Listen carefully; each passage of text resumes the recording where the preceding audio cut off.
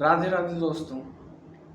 आज के समय में एक चीज़ कॉमन है, लोग डिमोटिवेटेड फील करते हैं। Sometimes we think that we are able to do any things whatever we want in your life, but after that as passes of the time, जैसे जैसे समय बीतता है हम डिमोटिवेटेड फील करते हैं। Suppose that if you are entering to prepare for any exams like UPSC, अगर आप यूपीएससी प्रिपरेशन में घुसते हैं, शुरू में तो हमें कोई बहुत मोटिवेटेड कर देता है, तो हम 8 घंटे 12 घंटे पढ़ते हैं। बट 4-5 दिन बाद क्या होता है, हम फिर से वही करने लगते हैं।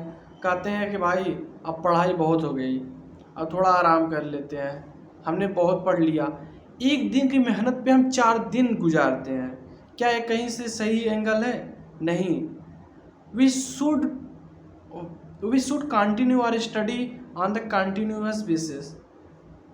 हमें अपनी स्टडी का कंटिन्यू करनी चाहिए on the daily basis. If you are studying 8 hours every day, that will be a good time for learning. So दोस्तों, इसका मतलब ये नहीं है कि जो लोग 10-12 घंटे पढ़ते वही सक्सेस पाते हैं। कुछ लोग 8-8 घंटे 6-6 घंटे पढ़ कर भी सक्सेस पा जाते हैं। Because you know one thing, practice beat talents also. हम प्रैक्टिस के द्वारा टैलेंट को भी मात दे सकते हैं। ये हम लोगों ने सुन रखा है।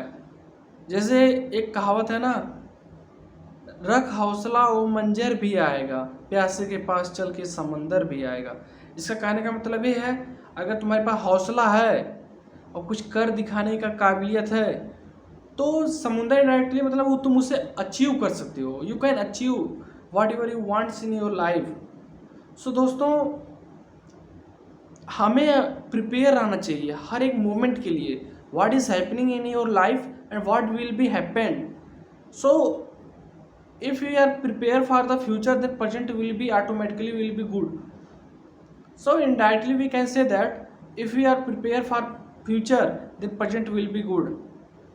Suppose that why we have military power, why we have weapons, because we think that if in future any war will be happen, if we are not prepared earlier, then how we can fight against any countries, against any violence, everything. So indirectly we can say that if we are thinking to do, so we have to prepare. Why? One thing is that I want to mention here, why we have given the name of preparation. हमने preparation का नाम क्यों दिया है? Pre माने पहले से ही जो अध्ययन किया जाए, किसी के लिए तैयारी की जाए, उसे प्रिपरेशन कहते हैं। चाहे वो स्टडी से रिलेटेड हो जाए, चाहे वो किसी वार से रिलेटेड हो जाए, चाहे किसी कंट्री से रिलेटेड हो जाए, चाहे इकोनॉमी से related, any things what is we want to do in future, that comes under the preparation. So दोस्तों, we have to learn good. If you want to do best, we have to do hard work. Hard work, do smart work. What is difference between hard work and smart work?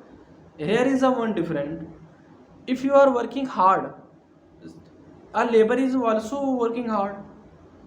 Then what is the difference between and labor and mentally working personal?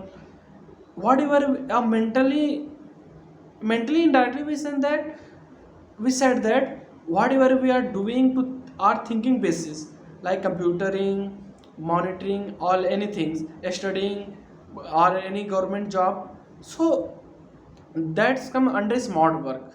Smart work indirectly we can say that if we are think to do best, if you are reading one para, so you try to mention in less than 1 or 2 lines, that's come under smart work. If you are writing 2 para, 1 para or 2 para more than that will be not comes under the smart work, it's come hard work.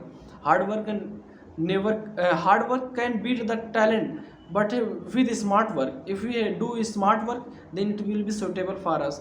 So दोस्तों, that's it. Radhe Radhe.